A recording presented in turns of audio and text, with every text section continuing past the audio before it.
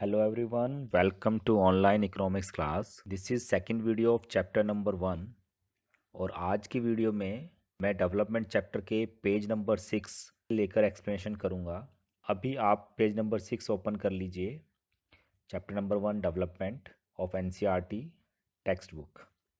तो last video मैंने आपको डेवलपमेंट के बारे में बताया था कि डेवलपमेंट की डेफिनेशन, और हमने समझा था कि डेवलपमेंट एक्चुअली एक बेटरमेंट होता है किसी भी इंडिविजुअल या किसी भी नेशन का। Then we have studied about the different people, different goals होते हैं different peoples के, जिसको हमने एक टेबल के थ्रू समझा था। कैटेगरी ऑफ पर्सन्स थी, उसमें डेवलपमेंट गोल्स थे, एस्पिरेशंस। यहाँ पर डिफरेंट एग्जांपल्स थे लैंडलेस रूरल लेबरर्स के, प्रोस्पेरियस फार्मर्स के। और हमने जाना कि भाई हर एक पर्सन के अलग अलग डेवलपमेंट गोल होते हैं। लेकिन फिर हमने देखा कि जितने भी पर्सन्स हमने स्टडी किए थे या जितने एग्जांपल्स या इलस्ट्रेशन में हमने स्टडी किया था, उनका एक कॉमन गोल भी था। वो कॉमन या इंडिकेट कर रहा था इनकम को। सो हम कह सकते हैं इनकम एक कॉमन गोल है। तो इससे कंक्लूजन ये भी निकलता है कि भाई पहला कंक्लूजन तो निकला कि different people have different goals, और दूसरा कंक्लूजन निकलता है कि have some common goals also. So after that we have study about the next topic that was the income and other goals. तो हमने यहाँ पे स्टडी किया था भाई इनकम एक मेन इंपॉर्टेंट गोल है, लेकिन इनकम के साथ साथ कुछ और चीज़ें भी हैं जो हर एक पर्सन चाहता है कि उसकी लाइफ में वो ज़रूर होनी चाहिए। दीज आर इक्वल ट्रीटमेंट, जिसको इक्वालिटी कहते हैं, फ्रीडम है, सिक्योरिटी है। ये let we come to the page number 6 और हम आज का टॉपिक स्टार्ट करते हैं। सो टॉपिक दिया हुआ है नेशनल डेवलपमेंट।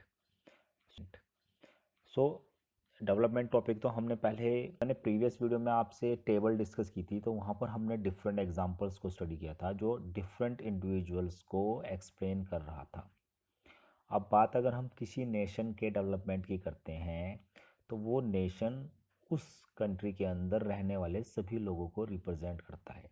एक कॉन्फ्लिक्ट ये आ जाती है कि उस नेशन के अंदर रहने वाले डिफरेंट पर्सन्स की जो थिंकिंग होती है सबकी डिफरेंट होती है, या कह सकते हैं उनकी जो डेवलपमेंट गोल्स होंगे वो सभी के डिफरेंट होंगे, या उनके जो आइडियाज़ हैं जिसको नोशंस कहते हैं, NOTION, नोशन। सो जो आइडिया होंगे वो डिफरेंट हो सकते हैं। We can say it is very important, so we can say it is very important to keep in mind that different person could have different as well as conflicting notions of countries development।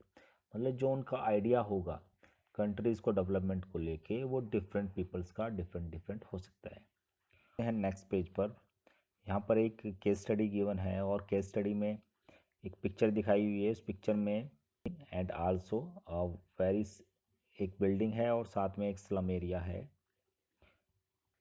Case study में दिया हुआ है कि a vessel dumped 500 ton of liquid toxic waste into open air dump in a city and in the surrounding. जो पानी का जहाज है वो 500 टन लिक्विड को एक तरह से डंप कर देता है नियर बाई सी के, और उससे ये जो प्लेस है वो अबिडजान इन ओवेरी कोस्ट यहाँ पर सिचुएटेड है। अफ्रीका के अंदर एक कंट्री है, वहाँ की एक केस स्टडी दी हुई है। अब इससे क्या होता है कि the fumes from the highly toxic waste cause nausea. ये जो टॉक्सिक है इसकी वजह से वहाँ होती हैं, जैसे बेहोशी हो जाती है, स्किन रैशेज हो जाती हैं, फैंटिंग, डायरिया, और ये सारी जो डिसीज़ होती हैं ये जो आसपास रहने वाले लोग हैं उनको हो जाती है। और after a month 7 persons were dead, और इसी की वजह से कुछ महीनों बाद 7 लोग मर भी जाते हैं। 20 in hospital and 26,000 treated for symptoms of poisoning, और 26,000 को पॉइजनिंग के सिम्टम्स मिलते हैं। अब a multinational company dealing in petroleum and metal had contacted a local company of Ivory Coast to dispose the toxic waste from its ship. अब ये हुआ क्यों, उसके पीछे जब रीज़न देखेंगे तो एक MNC कंपनी थी, मल्टीनेशनल कंपनी, जो कि पेट्रोलियम और मेटल में डील करती थी। उसने अपने इस एक्सट्रैक्ट को या वेस्टेज को एक तरह से कॉन्ट्रैक्ट दिया था किसी लोकल कंपनी को कि उसको इस टॉक्सिक वेस्ट को डंप करना है। लेकिन उसने डंप कहाँ किया, जहाँ पर लोग रहते थे उस कोस्टल एरिया में, और जिसका इफेक्ट किसके ऊपर पड़ा, उन लोगों के ऊपर पड़ा। सो हम ये कह सकते हैं कि ये जो केस स्टडी है वो ये शो कर रही है कि एक पर्सन ने अपने डेवलपमेंट के लिए कितने सारे लोगों को डिस्ट्रक्टिव कर दिया। कहीं ना कहीं ये एक तरह का ये ऐसा डेवलपमेंट था जिसका बेनिफिट सिर्फ कुछ लोगों को मिला, लेकिन इस डेवलपमेंट से जो लॉस हुआ वो मैक्सिमम लोगों को हुआ। Come to the next topic, that is how to compare different countries और स्टेट्स। अब क्राइटेरियाज होते हैं जिनके बेस पर हम दो कंट्री या दो स्टेट्स को कंपेयर करते हैं। अब जैसे इसका एक बहुत अच्छा एग्जांपल दिया हुआ है आपकी बुक में कि जैसे क्लास के अंदर डिफरेंट स्टूडेंट्स होते हैं और अगर उन डिफरेंट स्टूडेंट्स को कंपेयर किया जाए तो ये पाया जाता है कि डिफरेंट स्टूडेंट्स की डिफरेंट हाइट है, डिफरेंट हेल्थ है, डिफरेंट टैलेंट है और डिफरेंट इंटरेस्ट्स हैं। लेकिन जब कंपैरिजन करेंगे और हमें चूज़ करना हो कि you will choose the best one, कि सारे स्टूडेंट्स में से एक बढ़िया स्टूडेंट्स चूज़ करना है, तो वहाँ पर एक प्रॉब्लम आ जाती है, क्योंकि हो सकता है पॉसिबिलिटी हो कि जो स्टूडेंट हेल्दीएस्ट हो वो स्टूडियस ना हो। नंबर टू, जो इंटेलिजेंट हो वो फ्रेंडलिएस्ट ना हो। सो जब कंपैरिजन हो रहा है स्टूडेंट्स का, तो किसी स्टूडेंट के अंदर कोई क्वालिटी होती है, दूसरे स्टूडेंट के अंदर कोई क्वालिटी होती है। And when we have to find the best one, हमें हर एक स्टूडेंट के अंदर ऑलराउंडर या जो मेन कैरेक्टरिस्टिक्स हैं या मैक्सिमम कैरेक्टरिस्टिक्स हैं वो चूज़ करने पड़ते हैं। सो यहाँ पर भी दिया हुआ है, so usually we take one or more important characteristics of persons and compare them based on these characteristics। तो हम क्या करना है कि जब किसी पर्सन को भी एनालाइज कर रहे हैं तो उसको एक से ज़्यादा कैरेक्टरिस्टिक्स पर कंपेयर करना है और फिर उसी के बेस पर बेस्ट को निकालना है।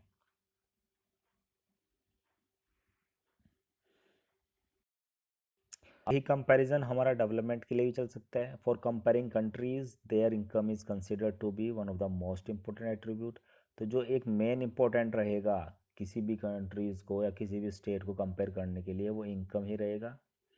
इनकम जो है वो मेन एट्रीब्यूट्स हैं कंपैरिजन का।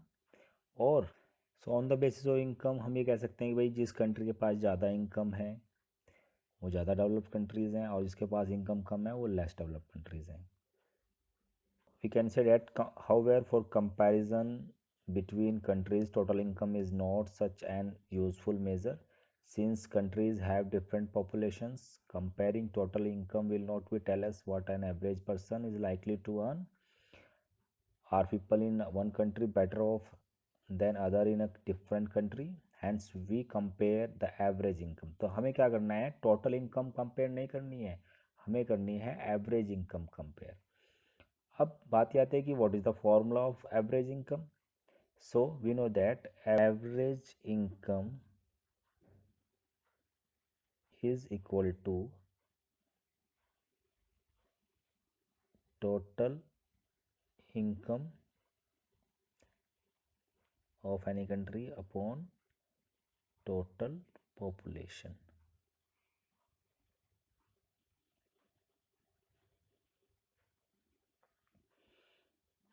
अब नेक्स्ट आपकी, तो एवरेज इनकम को हम पर कैपिटा इनकम भी कहते हैं।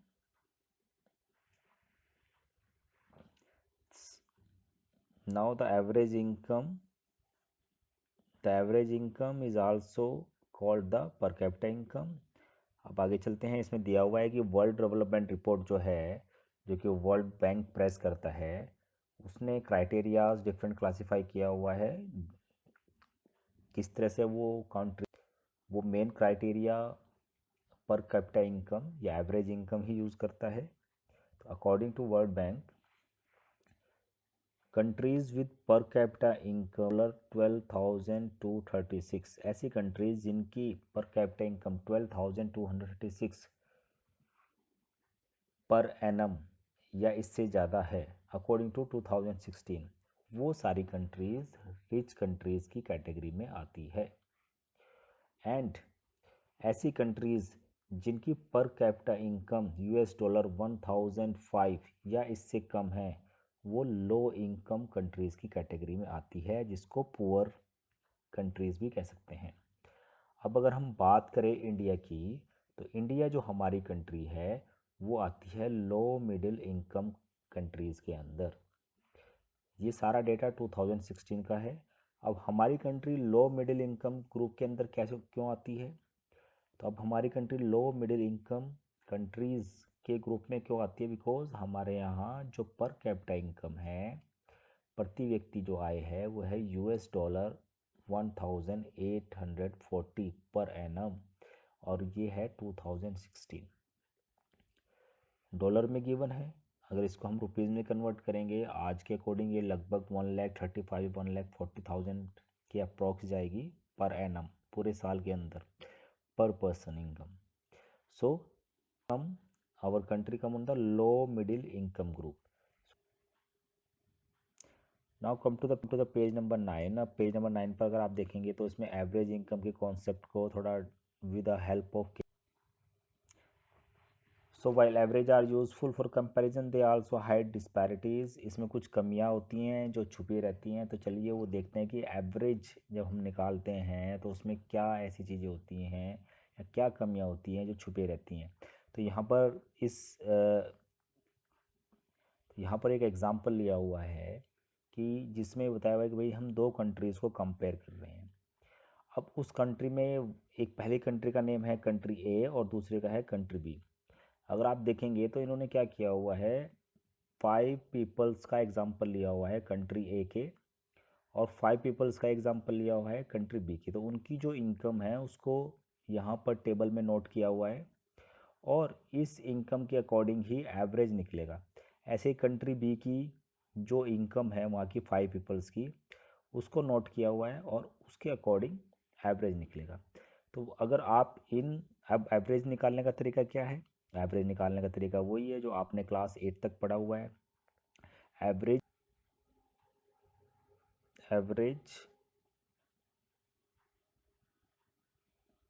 सम of all quantities upon number of quantities. Now जब हम कंट्री ए का एवरेज निकालेंगे तो हम जो ये 5 पर्सनस की इनकम दी हुई है इन सबको ऐड कर लेंगे और 5 से डिवाइड कर देंगे। जब हम कंट्री बी के लिए निकालेंगे तो जो ये 5 बंदों की इनकम दी हुई है इसको ऐड कर लेंगे और 5 से डिवाइड कर देंगे। सो आप देखेंगे कि दोनों जगह जो एवरेज आ रहा है वो सेम आएगा। तो अकॉर्डिंग टू एवरेज हम ये कह सकते हैं कि दोनों कंट्रीज सेम है, लेकिन ये एक डिस्पैरिटीज़ को हाइड करती है। वो डिस्पैरिटी क्या है कि अगर आप देखें कंट्री ए के जो 5 पीपल्स डिस्क्राइब किए हुए हैं, इन 5 पीपल्स की जो इनकम है वो मोर और लेस सेम सेम है। That is starting from 9,500, then 10,500, then 9,800, then 10,000, then 10,200। तो लगभग 9 से 10,000 के आसपास है। वहीं पर कंट्री बी की जो इनकम है अगर आप देखेंगे तो स्टार्टिंग के 4 पर्सन्स की जो इनकम है वो 500, 500, 500, 500, लेकिन जो 5th पर्सन है उसकी इनकम है 48,000। तो पांचों लोगों की अगर हम इनकम को कंपेयर करते हैं तो हम पाएंगे कि जो एक पर्सन है उसकी इनकम बहुत हाई है और बाकी की जो पर्सन्स की इनकम है वो बहुत कम है। तो कहीं ना कहीं ये जो कंट्री बी है ये दिखा रहा है कि यहाँ के जो सिटीजन्स हैं इस कंट्री के, इनके इनकम के बीच में काफ़ी सारी डिस्पैरिटी है या बहुत ज़्यादा गैप है। और ये गैप जो शो कर रहा है वो रिच एंड पुअर के बीच का गैप भी शो कर रहा है। तो एवरेज तो सेम आएगा दोनों का, लेकिन जो वहाँ के रहने वाले सिटीजन्स हैं उनकी इनकम में काफ़ी ज़्यादा वेरिएशन है। और इसी बात को एक पिक्चर के थ्रू शो किया हुआ है और जो पिक्चर बहुत आसानी से बताती है कि क्या बताने की कोशिश की जा रही है। सो फर्स्ट अगर आप ये पिक्चर देखते हैं तो इसमें दिखा हुआ है country with no rich and no poor, कि पहली कंट्री ऐसी है जहाँ पर ना तो कोई रिच है और ना ही पुअर है, सब क्या है इक्वल डिस्ट्रीब्यूटेड है। तो we made the chairs and we use them, मतलब जितने रिसोर्सेज हैं वो नहीं, उसको प्रॉपर इक्वल डिस्ट्रीब्यूशन है सबके पास। ठीक है, जो ये दिखाई दे रहा है कंट्री ए की इनकम में भी लगभग लगभग सबकी इनकम बराबर है। लेकिन जो कंट्री है दूसरी बी, वहाँ पर आप देखेंगे बी में हमने ये देखा था कि जो 5th नंबर का पर्सन है उसकी इनकम बहुत हाई है और बाकी के जो लोग हैं उनकी इनकम क्या है, बहुत कम है। तो सेम यहाँ पे रिप्रेजेंट किया हुआ है कि जो ज़्यादा रिसोर्सेज हैं कंट्री के, वो बहुत कम लोगों के पास हैं, है ना। और वो कहीं ना कहीं जो होल इनकम है, तो ये कह सकते हैं कि जो एवरेज इनकम है उस पर जो इम्पैक्ट है, उस पर जो इन्फ्लुएंस है, वो कहीं ना कहीं किसी एक पर्सन की इनकम का है। तो वो एक पर्सन जो है ज़्यादा से ज़्यादा रिसोर्सेज को यूज़ कर रहा है कंट्री के, और जो मोस्टली पॉपुलेशन है उसके पास जो रिसोर्सेज हैं वो बहुत कम है, डिफरेंट है, या डिस्ट्रीब्यूशन ऑफ इनकम में डिस्पैरिटी है, वो ही इस इमेज के थ्रू शो किया हुआ है कि इनकम का जो बड़ा पार्ट है किसी भी कंट्री का, वो रिच पीपल्स के पास ज़्यादा है, और नंबर ऑफ पुअर पीपल्स ज़्यादा हैं लेकिन उनके पास इनकम का पार्ट बहुत कम है।